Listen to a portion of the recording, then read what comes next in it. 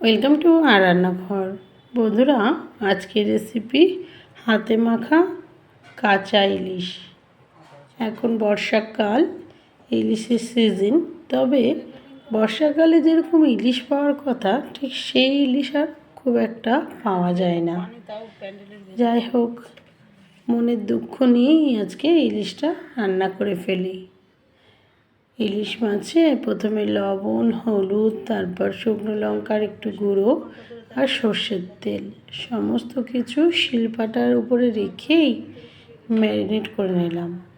যেহেতু কাঁচা ইলিশ ভাজতে হবে না, সেই জন্য লবণ হলুদটা মাখিয়ে রাখলাম যাতে মাছের ভেতর লবণ হলুদটা ঢুকে যায়।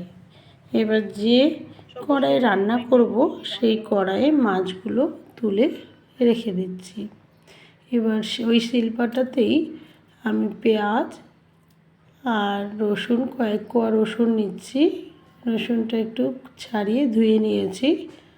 আর ছাঁকনিতে 1 চামচ কালো সর্ষে, 1 চামচ লাল সর্ষে নিয়ে নিয়েছি।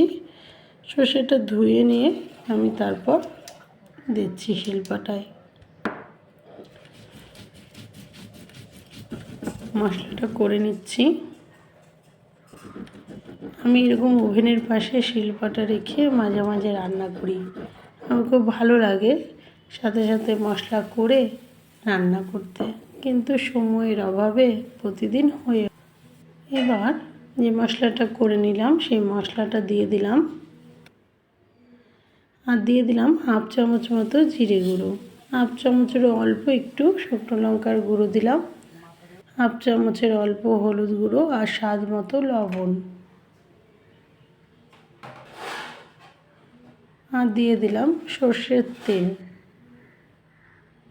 4টে কাঁচা লঙ্কা চিড়ে দিয়ে দিলাম। এবার মশলাগুলো একটু মাখিয়ে নিচ্ছি মাছের সাথে। হাত ধোয়া জল দিয়ে দিচ্ছি। আমি কিন্তু প্রথমেই খুন্তি দিয়ে মাছ নেড়ে দিইনি। প্রথমে মাছটা একটু ফুটে যাক, তারপরে আমি কিন্তু নাড়ব। দেখুন মাছ ফুটে গেছে। এবার একটু নাড়াচাড়া করে দিলাম। আর ইলিশ মাছ খুব বেশি রান্না করার প্রয়োজন হয় না, আপনারা সবাই জানেন। ইলিশ মাছ তাড়াতাড়ি হয়ে যায়। আরও একটু আমি জল দিয়ে কিছুক্ষণের জন্য, প্রায় 3-4 মিনিটের জন্য আমি ঢাকা দিয়েছিলাম। ব্যাস রেডি হাতে মাখা কাঁচা ইলিশ। আপনারা যে পরিমাণ ঝোল রাখবেন বা রাখতে চান সেই পরিমাণ রেখে ওভেনটা বন্ধ করে দেবেন। আপনাদের যদি আমার এই রান্নাগুলো ভালো লাগে, প্লিজ অন্যদের সাথে শেয়ার করুন। আপনারা দেখুন আর বাড়িতে কিন্তু আমার রান্নাগুলো অবশ্যই ট্রাই করবেন, তাহলে বুঝতে পারবেন যে রান্নাগুলো কত সুন্দর হয়। আমি ইলিশ মাছ সার্ভ করে নিয়েছি। এবার গরম ভাতে একটা ইলিশ মাছ পরিবেশন করে দেখাচ্ছি। ইলিশ মাছটা টাটকা ইলিশ মাছ ছিল, খুব সুন্দর খেতে হয়েছিল।